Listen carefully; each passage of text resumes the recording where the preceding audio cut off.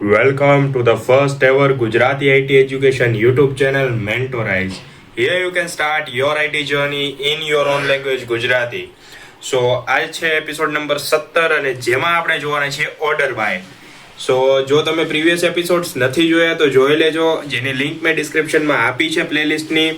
અને હવે video start કરતા પહેલા વિડીયોને કરો લાઈક, ચેનલને સબસ્ક્રાઇબ કરો અને આ વિડીયોને તમારા બધા મિત્રો સુધી શેર કરો, જેથી તેમને પણ આ વિડીયો હેલ્પફુલ થઈ રહે. તો ચાલો વિડીયો સ્ટાર્ટ કરીએ. ઓર્ડર બાય સ્ટાર્ટ કરતા પહેલા હું તમને ઇન શોર્ટ કહી દઉં કે ઓર્ડર બાય જે છે અસેન્ડિંગ અને ડિસેન્ડિંગ ઓર્ડર, એટલે કે ચડતો અને ઉતરતો ક્રમ, એને જ કહેવાય ઓર્ડર બાય. તો તમે નામ સાંભળીને તમને થોડોક તો આઈડિયો આવ્યો હશે કે ઓર્ડર બાય, તો ઓર્ડર બાય ઓર્ડર આવતું જાય કે લાઈન પછી લાઈન આવતી જાય, તો વારા પછી વારો, કાં તો ચડતો ક્રમ કાં તો ઉતરતો ક્રમ. સો આને કહેવાય ઓર્ડર બાય, જેમાં આવશે ચડતો ક્રમ, ઉતરતો ક્રમ. હવે એ જ વસ્તુ આપણે DBMS માં જોઈએ કઈ રીતે કામ આવે. હવે પહેલા છે ઓર્ડર બાય ક્લોઝ ક્વેરી રિઝલ્ટને અસેન્ડિંગ અથવા ડિસેન્ડિંગ ઓર્ડરમાં અરેન્જ કરવા માટે ઉપયોગી છે. તો જેમ મેં કીધું કે ડેટાબેઝમાં કોઈ પણ તમને આંકડા આપેલા હોય કે સેલેરી આપેલી હોય કે નામ આપેલા હોય, તો એને તમારે ચડતા કે ઉતરતા ક્રમમાં તમે ગોઠવો, એના માટે ઓર્ડર બાય યુઝ કરવું પડે તમારે. જેમ કે તમારી પાસે એક એજ નંબર છે કે ભાઈ આખું ટેબલ છે, તો એમાં કેટલાથી લઈને કેટલી એજ સુધીના લોકો છે તો એ તમે જાણી શકો, અથવા કયા કયા નામના લોકો છે, કેવા છે એ તમે જોઈ શકો. તો રિઝલ્ટ સોર્ટિંગ માટે પણ ઉપયોગ થાય છે. રિઝલ્ટ સોર્ટિંગ માટે એટલે કે સમજો કે એક ક્લાસમાં 6-7 ટોપર છે, તમને ડાયરેક્ટ તો નથી ખબર કે કોના માર્ક્સ વધારે, તમે શું કરશો, સોર્ટિંગ કરી નાખશો ડિસેન્ડિંગ ઓર્ડરમાં, કે જે સૌથી મોટું હશે તે ફર્સ્ટ આવશે, પછી નાનું, પછી નાનું. તો એમાં જે ટોપર હશે કે જેના સૌથી વધારે માર્ક્સ છે એ ઉપર આવશે, પછી નીચે, પછી નીચે, પછી નીચે. તો આ રીતે તમે રિઝલ્ટને પણ સોર્ટિંગ કરી શકો છો. ત્યારબાદ છે ન્યુમેરિક અને ટેક્સ્ટ, બંને સોર્ટ કરી શકાય. ન્યુમેરિક ને ટેક્સ્ટ એટલે કે આંકડા અને શબ્દ. તો આ કઈ રીતે સોર્ટ થાય એ તમને બતાવું. તમને એમ કીધું કે આંકડા સોર્ટ થાય, પણ કઈ રીતે? તો અહીંયા લખ્યા 23, અહીંયા લખ્યા 12, અહીંયા લખ્યા 99, અહીંયા લખ્યા 111 અને અહીંયા લખ્યા 4. સો આને અસેન્ડિંગ ડિસેન્ડિંગ કઈ રીતે કરે? તો આ છે અસેન્ડિંગ, આ છે ડિસેન્ડિંગ, બરાબર.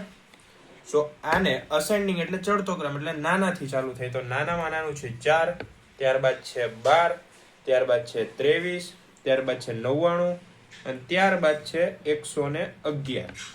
આ થયો ચડતો ક્રમ, એટલે કે નાનેથી મોટું. હવે આ જ વસ્તુ સેમ ઊંધી થાય, તો રિપીટ થાય ઊંધેથી. તો 111, 99, 23, 12 ને 4. તો આને કહેવાય ડિસેન્ડિંગ ઓર્ડર. હવે તમને એમ થતું હશે કે ન્યુમેરિકમાં તો આવડી ગયું, પણ ટેક્સમાં કઈ રીતે? સો ટેક્સમાં જુઓ, ટેક્સમાં એ નામ છે અનિલ, રાજુ, ભીમ, કૃષ્ણા, બરાબર. સો હવે આને અસેન્ડિંગ ડિસેન્ડિંગ કઈ રીતે કરવું? સો અહીંયા આપણે પાડી દઈએ પાર્ટ, અસેન્ડિંગ ડિસેન્ડિંગ, બરાબર. અસેન્ડિંગમાં ચડતો ક્રમ એટલે કે ABCD લાઈનમાં આવશે. તો પહેલું આવશે અનિલ, પછી આવશે ભીમ, પછી આવશે કૃષ્ણા અને પછી આવશે રાજ. તો હવે આ થયું ચડતો ક્રમ, કેમ? ABCD વાઇઝ આવે. પણ ડિસેન્ડિંગ ઓર્ડર એટલે ઊંધી ABCD થી ચાલુ થાય. જેમ કે આ છે A to Z અને આ છે Z to A. સો અહીંયા જે વસ્તુ નીચે છે એ અહીંયા આવી જશે, ઉપર રાજ, પછી અહીંયા કૃષ્ણા, પછી અહીંયા આવી જશે ભીમ, અહીંયા આવી જશે અનિલ. તો આ થયું અસેન્ડિંગ ડિસેન્ડિંગ ઓર્ડર, બરાબર. સો આ રીતે આપણે ન્યુમેરિક અને ટેક્સ્ટ બંનેમાં લાગુ કરી શકીએ. ત્યારબાદ છે ક્વેરીના લાસ્ટમાં લખાય છે કે આખી ક્વેરી તમે લખી દો, પછી લાસ્ટમાં લખો અસેન્ડિંગ કરવું છે કે ડિસેન્ડિંગ કરવું છે. આને મતલબમાં કે આને ચડતા ક્રમમાં ગોઠવવા કે ઉતરતા ક્રમમાં ગોઠવવા છે. ડિસ્પ્લે ઓર્ડર કંટ્રોલ કરે છે કે તમારે જેવું આઉટપુટ જોઈએ છે, કે ભાઈ મારે પહેલા સૌથી ઓછા આંકડા જોઈએ છે તો એ રીતે ગોઠવો, અથવા તો સૌથી વધારે રિઝલ્ટ જોઈએ છે તો એ રીતે ગોઠવો. પછી નામ તમારે ગોઠવવું છે તો જેનું નામ A થી સ્ટાર્ટ થાય પછી B થી સ્ટાર્ટ થાય એ રીતે ગોઠવો, અથવા ઊંધું કે જેનું નામ Z થી સ્ટાર્ટ થતું હોય પછી Y આવે તો એ રીતે ઊંધી ABCD માં ગોઠવો. પણ તમે એ રીતે ઓર્ડર રૂપ કરી શકો છો. સો આ વસ્તુ તમે થિયોરીમાં તો સમજી લીધી એ વસ્તુ આપણે પ્રેક્ટિકલમાં પણ સમજશું, પણ એ પહેલા તમે જોઈ લ્યો કે પ્રેક્ટિકલમાં અસેન્ડિંગ ડિસેન્ડિંગ ઓર્ડર કઈ રીતે લખવાનું છે. સો અહીંયા લખ્યું છે ASC, આને કહેવાય અસેન્ડિંગ. એ સાઈડમાં લખ્યું છે અસેન્ડિંગ ઓર્ડર ડિફોલ્ટ. સો આ તો નોર્મલ હોય જ, તમે ગમે એ વસ્તુ લખો એ અસેન્ડિંગમાં જ આવશે.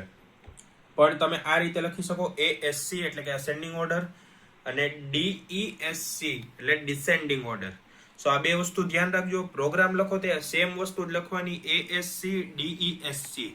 સો એક્ઝામ્પલ તમે જ્યારે લખો કે માર્ક્સ ASC તો ઓછા માર્ક્સ થી વધુ માર્ક્સ સુધી જાય, અને માર્ક્સ DESC લખો તો વધારે માર્ક્સ થી ઓછા માર્ક્સ તરફ જશે. સો આ તો તમે જોઈ થિયરી. હવે આપણે જોવાના છે પ્રેક્ટિકલ. સો પ્રેક્ટિકલ માટે તમારા PC અને લેપટોપમાં SQL એડિટર ઓપન કરી લ્યો. જેની પાસે મોબાઈલ છે એ પહેલા રફ વર્ક કરો, ત્યારબાદ મોબાઈલમાં પ્રેક્ટિકલ કરો વિડીયો પોઝ કરીને, અને આઉટપુટ જોઈ લ્યો. જો ન આવે તો વિડીયો રિવાઇન્ડ કરીને પાછું જોઈ લેજો. તો હવે જઈએ આપણે SQL એડિટર ઉપર. સો મેં પહેલેથી ટેબલ બનાવીને રાખ્યું છે તો ટાઈમ વેસ્ટ ન થાય, અને હવે આપણે પરફોર્મ કરવાના છીએ ઓર્ડર બાય, જેમાં અસેન્ડિંગ ડિસેન્ડિંગ ઓર્ડર બે પરફોર્મ કરશું, અને નંબર અને નામ બેમાં યુઝ કરશું. સો ફર્સ્ટ ઓફ ઓલ આપણે લેવાના છે નંબર ઉપર, કારણ કે ડાયરેક્ટ નામ નથી લેવું, પહેલાં થોડુંક બેઝિકથી ચાલુ કરીએ. સો પહેલાં આપણે લેશું નંબરથી અસેન્ડિંગમાં. સો નંબર માટે લેવાનું સિલેક્ટ. અહીંયા લેવું પડશે સ્ટાર ફ્રોમ. ઓકે, કારણ કે ક્વેરીના એન્ડમાં આપણે ઓર્ડર બાય લખવાના છીએ. સો અહીંયા તમારે આખી ક્વેરી લખવાની છે select star from table name, અને પછી આવશે ઓર્ડર બાય. બરાબર, એકવાર તમે સિન્ટેક્સ જોઈ લ્યો એટલે તમને આઈડિયા આવી જાય.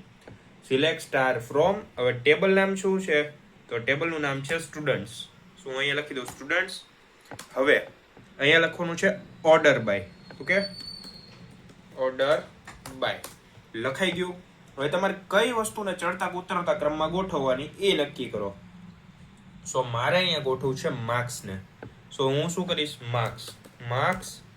અને અસેન્ડિંગમાં ગોઠવું કે ડિસેન્ડિંગમાં, ચડતા કે ઉતરતા ક્રમમાં, તો હું પહેલા ગોઠવીશ ચડતા ક્રમમાં.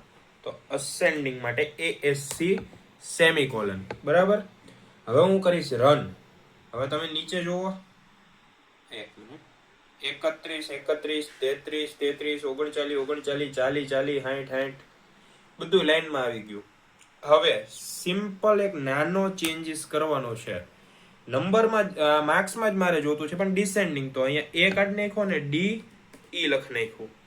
હવે હું રન કરું પ્રોગ્રામ, તો અહીંયા જુઓ 95 92 88 85 78 60 40 39 33 આવી ગયું ડિસેન્ડિંગમાં, ઉતરતા ક્રમમાં. આમ ઉતરતા એટલે નાનેથી ઓલા મોટેથી નાનું.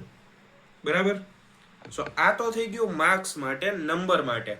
આ સેમ વસ્તુ હું કરીશ શબ્દ માટે, એટલે કે વર્ડ્સ માટે, નામ માટે.